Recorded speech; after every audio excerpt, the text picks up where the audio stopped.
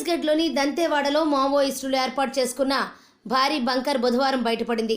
దంతేవాడ బీజాపూర్ సరిహద్దు గ్రామాల్లో కూంబింగ్ నిర్వహిస్తోన్న భద్రతా బలగాలు బీజాపూర్ జిల్లా టెకెల్గూడెం గ్రామ సమీపంలో ఈ సొరంగాన్ని గుర్తించారు.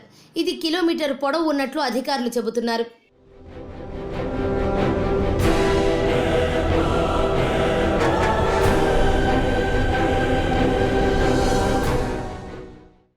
మావోయిస్టులు ఈ సొరంగాన్ని శిక్షణలో భాగంగా ఉపయోగిస్తున్నట్లు పోలీసులు అనుమానిస్తున్నారు.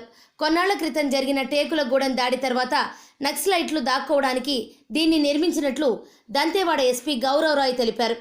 అయితే డీఆర్జీ బృందం ఈ సొరంగాన్ని కూల్చివేసింది.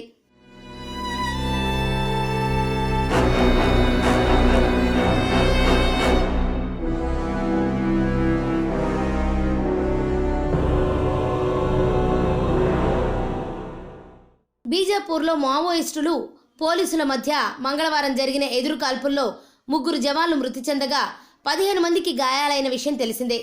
సుక్మా బీజాపూర్ సరిహద్దుల వద్ద మంగళవారం ఉదయం భద్రతా బలగాలు మావోయిస్టుల మధ్య భీకర కాల్పులు కొనసాగాయి. మావోల కార్యకలాపాల పర్యవేక్షణకు టేకులగూడెం గ్రామంలో సెక్యూరిటీ క్యాంపును ఏర్పాటు చేశారు. ఈ క్రమంలో జోనగూడ, అలీగూడ ప్రాంతాల్లో పెట్రోలింగ్ సోదాలు చేస్తున్న కోబ్రా, ఎస్టీఎఫ్, డీఆర్జీ దళాలపై మావోయిస్టులు మెరుపుదాడికి పాల్పడ్డాయి.